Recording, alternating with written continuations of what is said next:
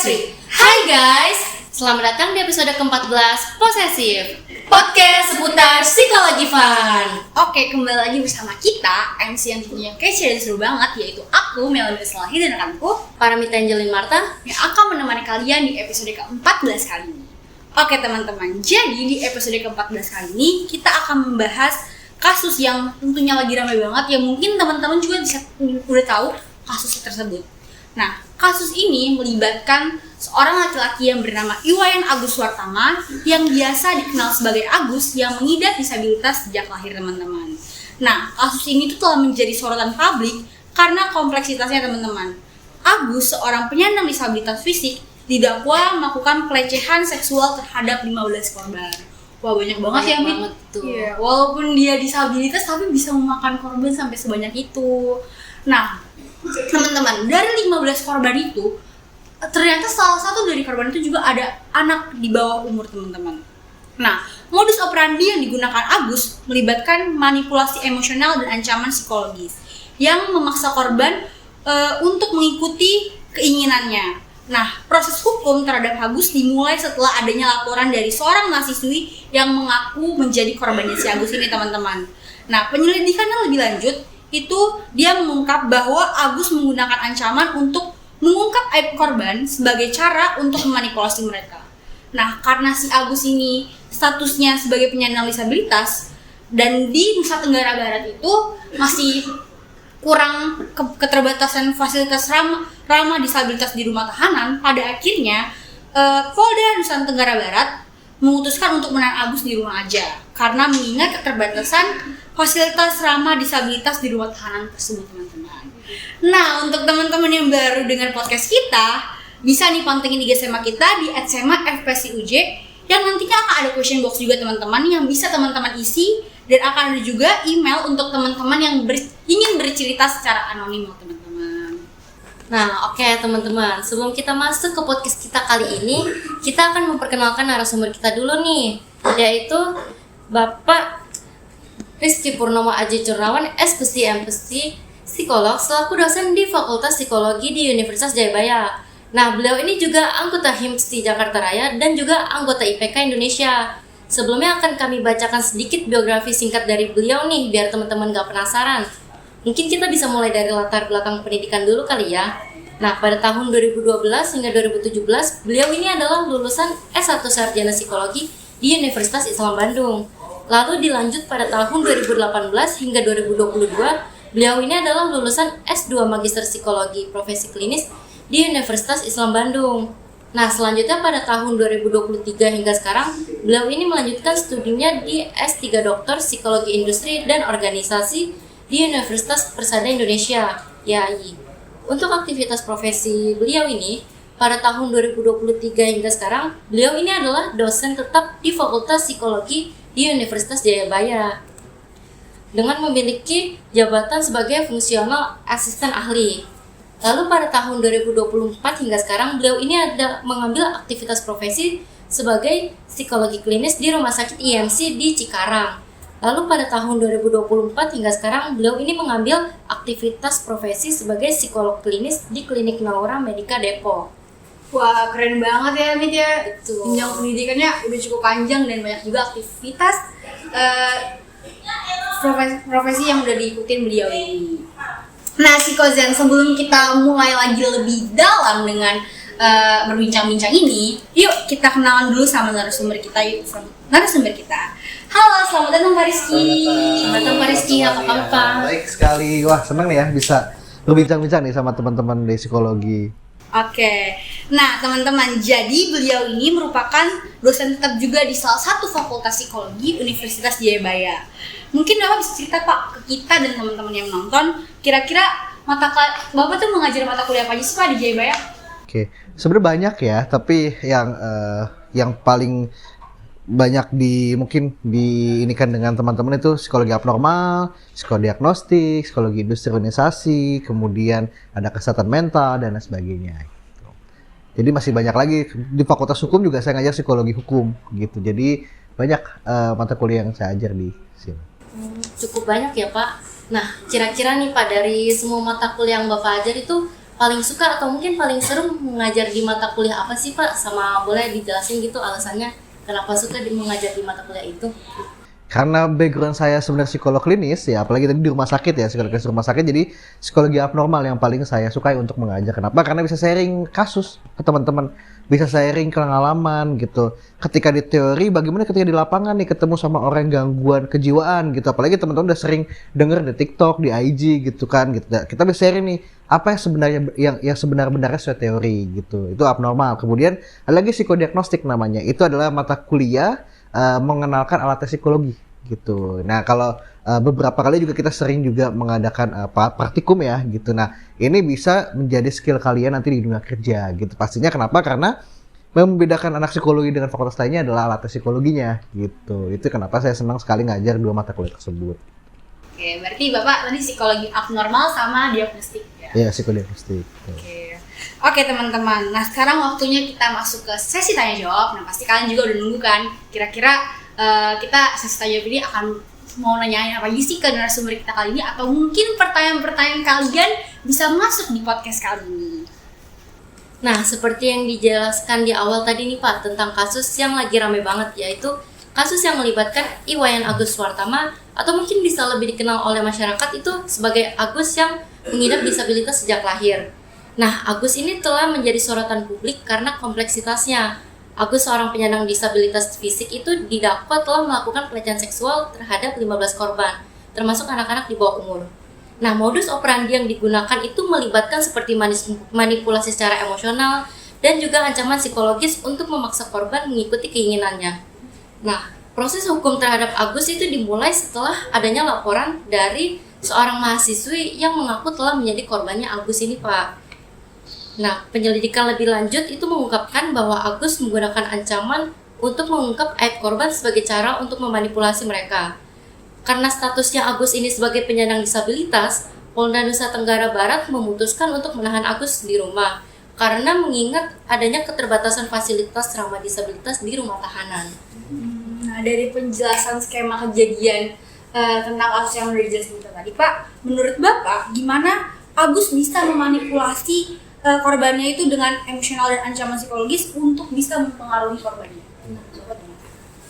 Menarik teman-teman yang ngambil kasusnya ya, dan memang kita bisa melihat bahwa ternyata kriminalitas itu tidak terbatas dengan kekurangan fisik ya gitu. Jadi kita kadang melihat bahwa orang yang kekurangan fisik maka tidak mungkin nih berperilaku jahat ya, atau di psikologi forensik kita bilangnya punya niat jahat lah atau mens rea gitu. Tapi kalau misalkan kita lihat dari kasus Agus, ternyata dia bisa gitu kan. Nah ini sebenarnya berarti kriminalitas dan juga keterbatasan itu dua hal yang berbeda ya gitu. Jadi memang keterbatasan fisik ya bisa saja kalau dia punya niat jahat apapun dilakukan gitu. Tapi ya itu berarti dia punya cara nih yang sampai 15 orang, berarti kan dia punya cara strategi yang sangat kuat ya gitu untuk bisa membuat korbannya itu terhasut gitu. Tapi kalau dilihat dari banyak berita, dia yang saya tangkap ya, saya riset dan saya tangkap adalah dia menggunakan rasa iba dulu gitu. Bawa rasa iba, kemudian dia juga pintar mengobservasi, pintar memprofile orang. Jadi orang itu biasanya sendirian gitu di taman dan sebagainya, dia sedih. Nah, Agus ini datang gitu dan dia bilang bahwa dirinya tidak akan berperilaku jahat karena kondisi fisik. Jadi dia tahu kelemahan orang Indonesia itu apa, khususnya kasihan gitu kan. Nah itu pertama kali dia masuk ke dalam orang tersebut gitu. Nah dari situ baru dia memanipulasi secara psikologis. Jadi mungkin bisa aja karena orang Indonesia itu gampang kasihan gitu ya, Ya, Pak. Jadi betul. mudah terbujuk gitu Ya. ya. Nah, tadi kan Bapak bahas secara emosional dan ancaman psikologis untuk mempengaruhi korbannya nih. Nah, sekarang menurut Bapak nih, apakah pelaku seperti Agus penyandang disabilitas itu mungkin mengalami gangguan kepribadian tertentu untuk melakukan pelecehan gitu, Pak? Oke, kalau sebelum masuk ke gangguan ya, untuk gangguan sebenarnya kan diagnostik dan itu harus ada hasil tes psikologinya gitu. Jadi kita nggak bisa bilang dia punya gangguan A, B, C, D, kecuali dia memang dites oleh psikolog yang bersangkutan gitu. Tapi kita bahas bagaimana sih si Agus ini memanipulasi sebenarnya di situ. Jadi gini, sebenarnya ketika dia punya rasa iba, kemudian kita cerita, kayak kita ke psikolog lah.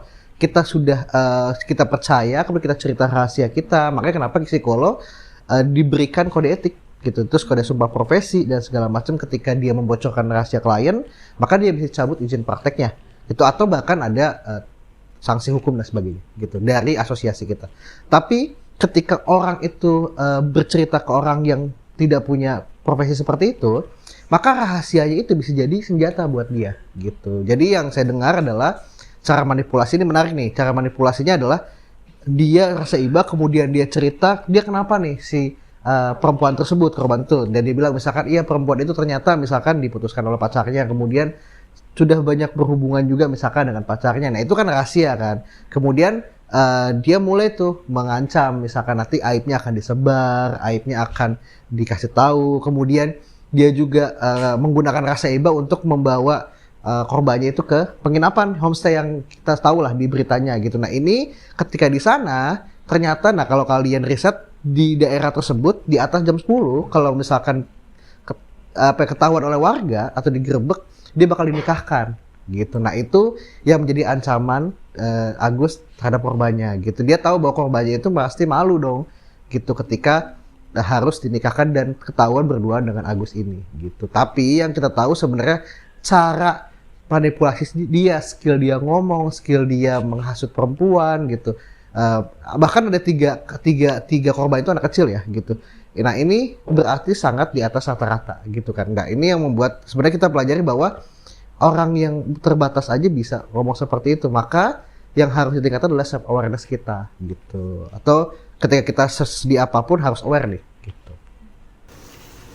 Oke, berarti si Agus ini tuh emang cara dia memanipulasi korbannya itu dengan dia itu observasi dulu ya Pak, korbannya itu gimana. Jadi ketika dia tahu korban ini merasa gimana, apa yang dia butuhkan, berarti baru dia menjadikan sebuah senjata itu kan. Betul ya, kemampuan paling besar dari Agus saya lihat adalah identifikasi sama observasi. Jadi dia bisa mengidentifikasi orang tersebut lagi sedih atau lagi misalkan ada masalah sendirian di taman. Observasi juga misalkan orang ini gampang percaya atau tidak, itu skillnya dia sebenarnya gitu. Nah setelah itu baru tuh dia bermain secara psikologis gitu. Oke, jadi berarti apakah dengan dia melakukan seperti itu Pak, itu termasuk tipu daya dari si Agus dan ditujukan untuk mendekati korbannya, atau emang itu tuh emang beda atau gimana? Bedanya? Maksudnya dia kan tadi kan kalau misalnya dari penjelasan Bapak, kalau si Agus ini tuh observasi, terus habis itu dia tuh menjadikan apa yang dia tahu itu sebagai senjata dia kan. Nah, apakah yang disampaikan ke Agus ke korban ini tuh sebuah tipu daya, atau emang kalau dari riset Bapak itu yang dia bilang korban itu sebenarnya benar? Dia bilang korbannya? Iya. Yeah. Oh, jadi apakah Agus ini betul manipulatif atau korbannya saja yang percaya gitu ya? Oke. Nah, sebenarnya gini, ketika korban itu disuruh melakukan, siapapun ya, melakukan hal yang tidak mereka inginkan, kemudian mereka merasa tertekan gitu, maka itu kan adalah sesuatu yang apa ya, manipulasi ya gitu. Maksudnya manipulasi adalah cara seseorang untuk buat orang lain melakukan hal yang dia pengen kan gitu. Nah kalau kita tanya semua korbannya, dia nggak pengen dong pastinya. Kenapa dia bisa sampai di posisi tersebut? Pasti ada ancaman dan tipu daya. Nah kalau kita bilang itu apa, berarti tipu daya gitu. Karena si korbannya tidak secara sadar, tidak secara ikhlas gitu mau ikut kan sebenarnya kan gitu. Tapi dia tipu daya. Tapi kalau saya lihat sebenarnya kita harus lihat nih bahwa ya manipulasinya itu memang sangat baik sekali gitu. Jadi sampai kalau salah saya pernah dengar juga di salah satu kasusnya itu korbannya dia memang sampai korbannya yang memboncengi Agus gitu, jadi yang nganterin gitu dan segala macam. Jadi memang Agus ini kalau kita juga lihat rekaman bukti videonya ngomongnya itu, dia bilang dia juga dia mengatakan bahwa dia punya ilmu, dia bisa menyembuhkan gitu, dia bisa membuat tenang gitu. Nah ini banyak hal yang dia pakai gitu. Nah akhirnya ancaman itu dikeluarkan ketika dia tidak lagi bisa membuat korban percaya gitu. Maka diancam gitu. Nah kalau yang pertamanya tipu daya tuh, rasa iba, kemudian punya kekuatan magic segala macam, baru terakhirnya ada ancaman gitu. Jadi apapun yang orang pengen, biasa kalau kita pengen ya sesuatu, terus orang itu tidak punya kontrol diri dan punya dalam tanda kurung ada pola kepribadian antisosial gitu ya. Nah ini kalau belum kegangguan ya, tapi mungkin pola kepribadian antisosial nih, karena pengen melakukan semua hal gitu atau mencari berbagai cara untuk membuat dia menguntungkan lah gitu, untuk dia melampiaskan segala macam. Nah itu akhirnya dia mencari manipulasi gitu. Jadi bisa dibilang Agus ini menggunakan tipu daya dan manipulasi gitu ya Pak? Betul ya. Nah, kira-kira nih Pak, apakah ada faktor seperti lingkungan, keluarga, atau sosial yang turut membentuk cara berpikir Agus disabilitas itu hingga dia tuh bisa melakukan hal-hal seperti itu nih Pak? Oke, kalau misalkan ada pastinya ada ya gitu, karena kepribadian, pola kepribadian itu ada dua, dari pastinya genetik dan juga lingkungan gitu kan. Nah tergantung nih mana yang lebih kuat gitu. Tapi kalau saya lihat dari riset yang saya tahu, ibunya juga melindungi sekali ya gitu. Ibunya melindungi sekali. Kemudian ibunya pun sampai ya mengatakan bu iya Agus itu harus dimandiin segala macam, dikasih makan. Padahal dia bisa sendiri kan gitu. Nah berarti proses melindungi itu membuat Agus sebenarnya jadi pede gitu. Itu positifnya ya, pede. Tapi pede dalam arah yang negatif gitu. Nah dia bahkan di TikToknya pun dia aktif gitu kan. Dia walaupun dia tidak terlihat seperti orang yang punya kekurangan gitu kan. Dia pede, dia merasa dirinya mungkin ganteng gitu kan, karismatik gitu. Tapi itu yang membuat dia pede.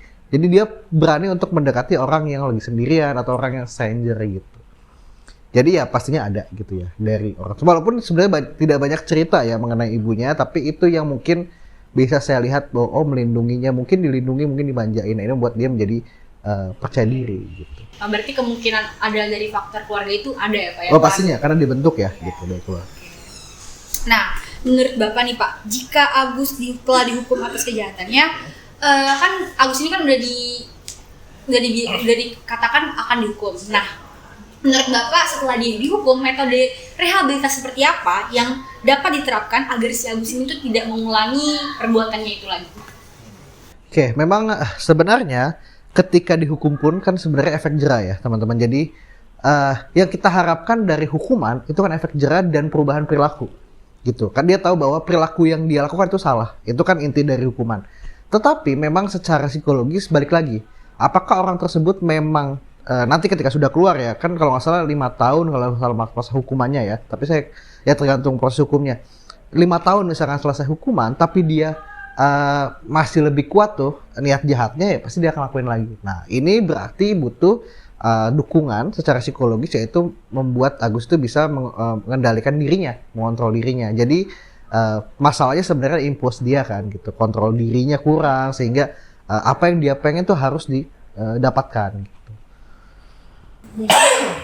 Itu salah satu metode rehabilitas gitu ya Pak untuk Agus itu. Jadi sebenarnya Agus itu bukan masalah kalau dia jahat, tapi kalau metode rehabilitasnya adalah ya dia dikasih pengertian bahwa dia harus menahan diri, kemudian kemampuan dia itu harus diolah ke tempat yang lebih positif gitu. Sekarang kita masuk ke pertanyaan seputar psikologisnya nih Pak. Nah, bagaimana manipulasi psikologis itu bisa digunakan oleh pelaku dalam kasus-kasus pelecehan seksual nih Pak? Karena kan mengingat juga Agus ini sampai memakan 15 korban nih Pak. Itu kira-kira gimana? Ya, jadi sebenarnya culture Indonesia ya itu harus membedakan antara kasihan dan tipu dan diperdaya.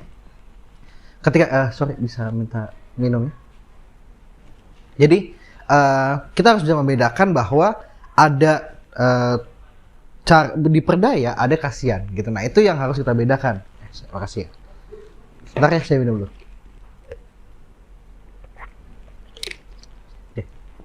Sorry. Oke. Nah, itu membuat kita menjadi lebih aware sebenarnya. Jadi intinya adalah self awareness. Apapun ketika kalian lagi putus cinta, lagi IPK lagi turun, misalkan sekarang gitu ya lagi masuk semester baru, kemudian lagi ada masalah keluarga, tetap harus self awareness gitu. Siapapun yang datang di luar dari lingkungan kita harus aware. Dia tuh tujuannya apa gitu. Kok dia kelihatan baik ya? Nah baiknya itu tujuannya apa nih? Ada yang betul baik karena dia baik, ada yang memang ingin memperdaya kita gitu. Makanya kenapa orang di jalan bisa kalau kita bilang dihipnotis katanya, padahal mungkin dia percaya banget sama orang tersebut gitu. Nah itu kita harus bisa bedakan gitu pertama. Nah kalau misalnya kedua, kita harus juga bisa menjaga dengan sadar kita tuh seperti apa sih harusnya gitu. Menjaga batasan. Misalkan kita tiba-tiba ada orang stranger, ya oke lah dia punya keterbatasan, tapi dia ngajak kita ke homestay gitu. Seharusnya seperti apa sih? Kan nggak harusnya kita membatasi ya gitu. Jangan salah loh, korban itu mahasiswa. Berarti kan seharusnya di taraf mahasiswa juga gitu ya, yang perguruan tinggi ya, kadang kita nggak sadar gitu, terhasut. Nah itu kita harus selalu sadar bahwa batasan kita tuh seperti apa sama stranger gitu. Boleh nggak kita tiba-tiba memboncengi dia, tiba-tiba jalan berdua gitu, atau bahkan jangankan Agus deh, kadang kebanyakan penculikan itu kan muncul karena dia terlalu percaya ya gitu, akhirnya diculik. Nah ini kita harus tahu batasan seperti apa gitu. Oke, berarti Batasan dan self awareness-nya. self awareness itu tuh kalau dari kasus ini tuh kita lihat bahwa dari setiap korban itu self awareness-nya kurang ya Pak ya. Iya. Makanya bisa sampai dia walaupun kayak katanya si Agus ini dia penyandang disabilitas, tapi tuh dia bisa memakan sampai sebanyak korban itu karena ya korban-korban itu tuh self awareness-nya batasan tadi itu dia kurang kan gitu. Oke. Kenapa?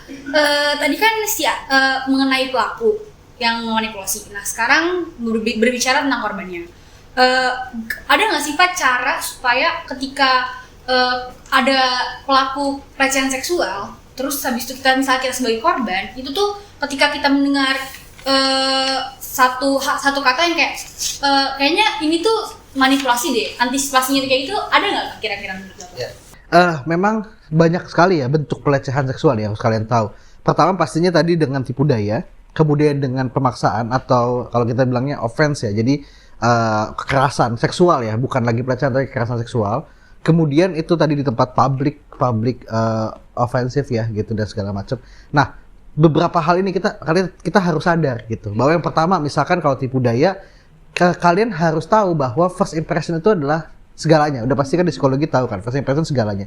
Tapi kita harus tahu first impression itu bisa dibuat gitu. Bisa dilatih gitu. Sehingga yang harus kalian lihat adalah tujuan dari orang tersebut. Timingnya, situasinya, kemudian cara dia gitu. Nah, kalian harus aware tuh. Mungkin nggak orang itu tiba-tiba nyamperin gitu, terus kemudian menceritakan mengenai dirinya yang dihina misalkan, itu tujuannya apa gitu. Ada nggak tujuan lain dari hal tersebut? Kalian harus antisipasi. Kadang orang Indonesia itu takut untuk bernegative thinking. Padahal negative thinking itu sebenarnya bahasa lainnya adalah waspada. Kewaspadaan kalian harus tinggi gitu.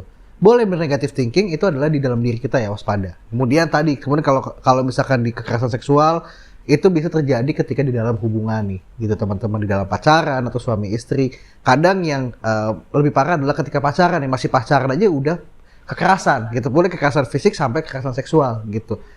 Iya, banyak hal yang kalian harus tahu mengenai batasan-batasan dalam pacaran gitu. Kemudian ini juga yang kadang kalian terhasut dari janji dan segala macam. Sama nggak sih sama Agus sebenarnya? Sama aja kan, tipu daya juga. Nah, karena tahu tujuannya apa, kemudian secara actionnya tuh laki-laki seperti apa, misalkan itu harus kalian tahu. Jadi berbahaya dari kata-kata itu adalah kata-kata bisa membuat kita percaya. Gitu. Itu makanya senjata dari orang-orang yang ingin berbuat jahat gitu. Nah, terakhir adalah pemaksaan, misalkan di tempat umum gitu dan sebagainya. Kalian harus punya space, batasan jarak gitu. Ya, ini terjadi ketika kalian masuk transportasi umum, kemudian masuk ke tempat-tempat yang ramai ya. Nah, kalian harus sadar terhadap space gitu.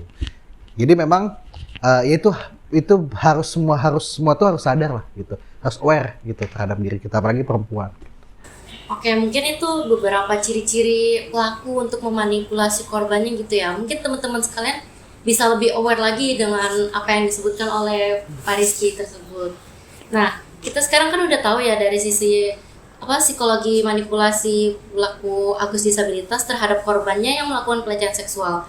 Nah, sekarang saya ingin bertanya nih Pak, bagaimana proses kognitif dan emosional Agus disabilitas itu mempengaruhi tindakan? Proses kognitifnya ya dan emosinya memang ketika dia berpikir pastinya dia punya tujuan dulu ya. Apa yang dia pengen capai gitu kan. Dia pengen capai adalah kepuasan seksual dia gitu kan. Dengan keterbatasan dia. Berarti dia berpikir bagaimana caranya dong gitu. Kemudian misalkan dia berhasil korban pertama. Korban kedua dia akan menaikkan standar dia dan menaikkan strategi dia gitu. Terus menerus sampai akhirnya dia bisa punya standar yang tinggi. Khususnya tadi dia bukan ke orang-orang yang SDM rendah loh. dia bisa memanipulasi teman-teman mahasiswa gitu, mahasiswi gitu. Berarti kan dia punya strategi yang sangat baik. Nah, pola kognitifnya adalah dia berusaha untuk masuk ke dalam emosional dari si korbannya gitu. Jadi kadang ketika kita sedih, ketika kita sedang apa ya, kalau bahasa nasional breakdown gitu ya, depresif gitu, itu kan butuh teman curhat kan gitu. Tapi nggak semua orang bisa punya tempat curhat gitu. Nah, Agus hadir dengan peran sebagai dia bisa menjadi tempat curhat, dan dia melabeli dirinya bahwa kamu nggak usah takut loh, kan saya keterbatasan. Saya juga kalau makan disuapin ibu, dimandiin ibu, jadi nggak mungkin saya jahatin kamu. Nah, itu yang dia pakai tuh gitu, sehingga konsep kita melabelkan bahwa iya ya bener, mau di hotel pun berduaan pun kan nggak akan mungkin disakitin, padahal dia lupa bahwa banyak hal yang bisa bikin mereka menjadi bisa melakukan yang dia mau gitu. Berarti kemungkinannya tuh si Agus ini kalau misal dari korban satu ke korban lain itu strateginya bisa berbeda-beda ya Pak? Betul ya, dia pintar mengidentifikasi dan tadi observasi gitu. Tergantung mana yang menurut dia mungkin ya gitu, tapi nggak tahu. Tapi kalau saya lihat dari polanya, pertama dia kasih rasa iba dulu, kemudian dia dikasih lagi tuh rasa iba, kemudian tadi yang spiritual gitu ya, dia yang jadi magic gitu, punya kekuatan, mau disembuhkan gak nih gitu kan gitu. Terus setelah dia gagal semuanya, dia baru pakai ancaman gitu. Nah, berarti dia sudah tahu nih polanya gitu. Itu yang sebenarnya kalau saya lihat ya, berarti Agus punya setengahnya kecerdasan rata-rata lah gitu. Tapi bisa mungkin di atas gitu, kita nggak tahu. Nah, itu tergantung dari hasil asesmen misalkan. Nah, kalau menurut Bapak, Pak, gimana sih peran keluarga, masyarakat, dan lembaga pendidikan dalam mencegah kasus serupa tentang si Agus sendiri? Kayak kalau misalnya nggak, supaya mencegah adanya kasus Agus 1, Agus 2, menurut Bapak itu gimana, Pak? Bukan hanya Agus sebenarnya, tapi semua ya, gitu. Semua kasus pelecehan seksual, kemudian kekerasan, toxic relationship waktu itu dan segala macam sebenarnya adalah dari keluarga paling intinya. Ketika keluarga tidak menumbuhkan rasa percaya dan nyaman untuk cerita, maka anak bakal cerita ke orang lain. Bisa temennya, bisa pasangannya. Terus dia akan depend, bergantung sama pasangannya dong. Ketika pasangannya bisa seolah-olah, ini kalau yang jahat ya, seolah-olah membuat dia menjadi tempat pulang. Padahal pasangannya punya tujuan lain. Gitu. Kita harus ingat, sedekat-dekatnya kita sama teman, sedekat-dekatnya kita sama pasangan, dia adalah orang lain. Gitu. Sehingga bisa berubah pikirannya. Tujuannya bisa berbeda, prinsipnya bisa berbeda gitu. Tergantung dari keuntungan apa nih yang dia dapatkan dari kalian. Nah, ini yang harus kalian tanamkan gitu. Itu keluarga ya, tempat nyaman. Kemudian keluarga juga bisa memberikan batasan. Misalkan, oke, kamu boleh pacaran, tetapi kamu tahu ya batasan pacaran seperti apa gitu. Kemudian sex education di Indonesia itu sangat tabu gitu. Sehingga mereka nggak tahu nih ketika masuk ke dalam taraf-taraf yang sensitif, ini biasa aja loh, ini namanya cinta gitu, padahal beda lagi. Tapi mungkin juga ada orang-orang yang liberal nih, contoh misalkan Amerika dan sebagainya. Nah, itu kan beda ya, maksudnya standarnya beda, kemudian tanggung jawabnya juga beda, sehingga kita nggak bisa seolah-olah mengambil culture barat tanpa kita tahu bahwa tanggung jawab apa yang mereka pegang gitu. Kalau di barat kan, di Amerika khususnya, mereka di 15 tahun sudah keluar dari rumah, ya kan, mereka sudah punya pekerjaan, sehingga ketika mereka sudah kalau di Indonesia namanya kumpul kebo, kalau di mereka kan tinggal bareng ya, girlfriend, boyfriend, karena mereka sudah punya pekerjaan gitu, tinggal mereka bisa menafkahi dan segala macam. Kalau di kita kan belum gitu, sehingga itu yang harus beda nih, culture itu yang harus kita pahami, bukan langsung ambil doang, tapi kita harus pahami apa sih yang mereka bisa seperti itu, kenapa gitu. Nah, itu dari keluarga. Kalau dari instansi pendidikan ya, kalau instansi pendidikan sudah pasti ya belajar mengenai etika, moral, dan sebagainya. Tapi memang lebih banyak sebenarnya keluarga. Kalau instansi pendidikan kan kita memang fokusnya dalam mendidikan keilmuan kalian gitu ya. Tapi biasanya ya kita pasti menanamkan moral, etika, dan sebagainya. Tapi ya itu nggak sekuat keluarga sebenarnya gitu. Walaupun kalau di psikologi ya jadinya ngobrol sama psikolog juga kan gitu. Itu ya positifnya dari psikologi. Makanya masuk psikologi.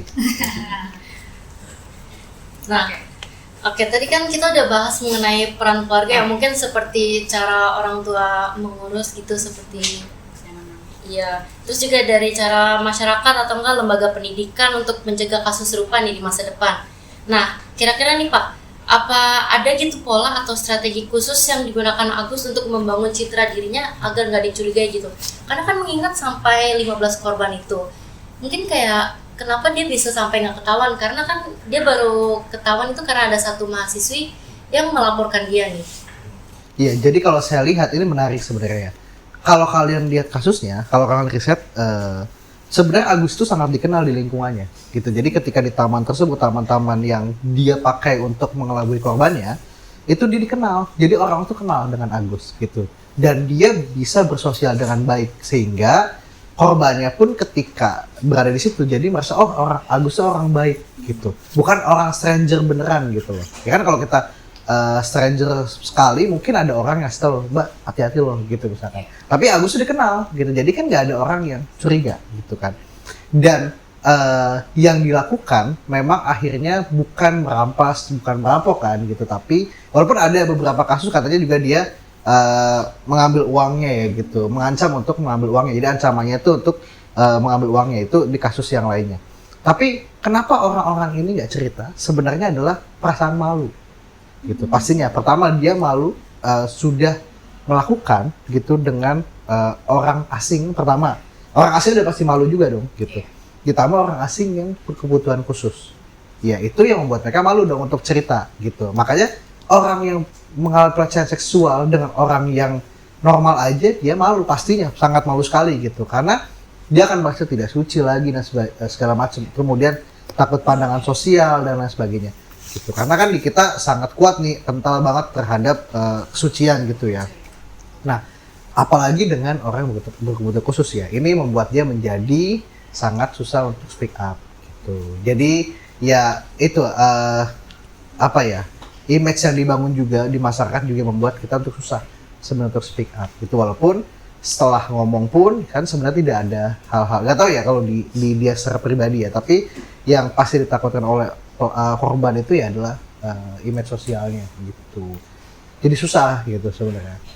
Berarti kalau dibilang membangun citra diri ini si Agus tuh emang bener-bener membangun citra diri dia baik, sehingga kalau misalnya ada orang atau korbannya ini ngelihat dia itu bukan sebagai stranger tapi ya sebagai orang yang berkebutuhan khusus dan Ramah. Iya, oke. Ramah, terus nggak mungkin akhirnya orang ini jahat, betul sih ya, bayangin nggak punya tangan kan, gimana mau jahat gitu, itu yang dibentuk. Padahal jahat itu banyak hal gitu, banyak hal. Kita bisa nyuruh orang malahan, kita bisa dengan kita sendiri gitu kan jahat ya. Nah makanya konsep jahat itu tetap harus dengan ada kasus Agus, kita tahu bahwa kekuatan power of ngomong ya, kata-kata itu penting gitu kan. Jadi makanya orang-orang yang sukses khususnya di lingkungan industri kita itu adalah orang pede, percaya diri untuk ngomong gitu. Makanya kalian bisa banyak tuh pelajari dari Agus sebenarnya, pedenya dia, ngomongnya dia, bagaimana dia bisa meyakinkan orang gitu. Nah itu yang membuat dia menjadi bisa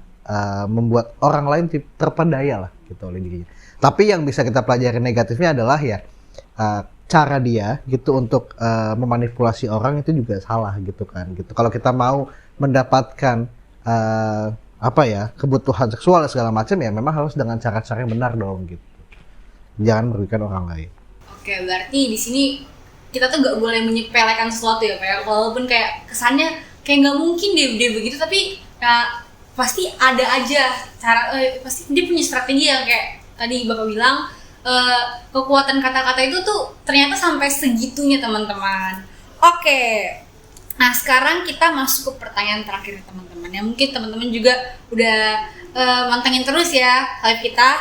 Oke. Menurut Bapak, Pak, apa sih langkah-langkah konkret yang dapat dilakukan oleh masyarakat dan institusi hukum untuk mencegah pelaku seperti Agus yang bisa memanipulasi simpati demi melancarkan aksinya? Iya, kalau masyarakat khususnya ya, masyarakat itu adalah tempat yang paling awal untuk menjaga ya khususnya anak-anak perempuan kita, kemudian rekan-rekan perempuan kita. Jadi memang masyarakatnya dulu yang harus dibentuk dengan moralitas yang baik gitu. Kalau kita lihat kenapa kok banyak terjadi pelecehan seksual, itu satu karena tidak peduli masyarakat, kedua karena masyarakatnya pun juga belum aware terhadap hal tersebut, jadi masih menyalahkan korbannya. Kalau kita lihat di Instagram atau apa, ya karena dia berpakaian seksi misalkan, atau dia, tapi kan juga ada yang tertutup tapi tetap mendapatkan pelecehan seksual. Jadi memang kita harus ngerti bahwa pelecehan seksual itu adalah masalah impuls, masalah kontrol diri ya, yang tidak bisa dikendalikan. Itu semua orang punya libido, semua orang punya kebutuhan, tapi kok bisa dia aja yang sampai segitunya? Berarti kan ada masalah kan sebenarnya. Tapi itu memang harus di asesmen dulu kan gitu.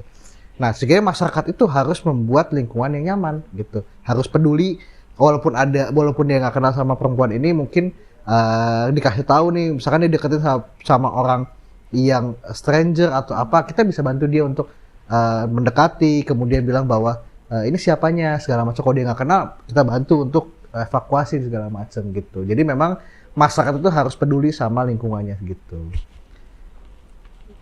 Oke, mungkin Oke, satu lagi sama apa? Satu lagi tadi sama institusi hukum ya. Kalau institusi hukum sudah pasti yaitu kebijakan, kemudian tidak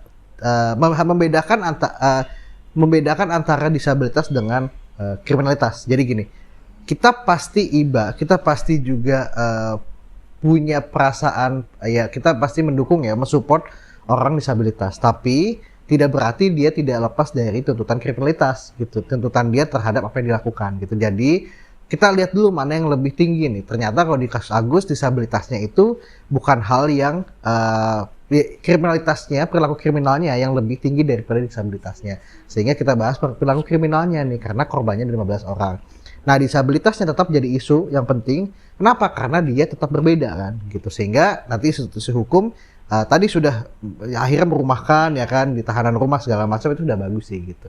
Nah, tapi berarti kan penjara kita belum baik untuk tahanan disabilitas, karena berarti kan banyak juga yang mungkin tidak mendapatkan haknya juga disabilitas. Jadi memang human right tetap penting, tetapi memang dia harus dapat hukuman sesuai dengan perilakunya gitu.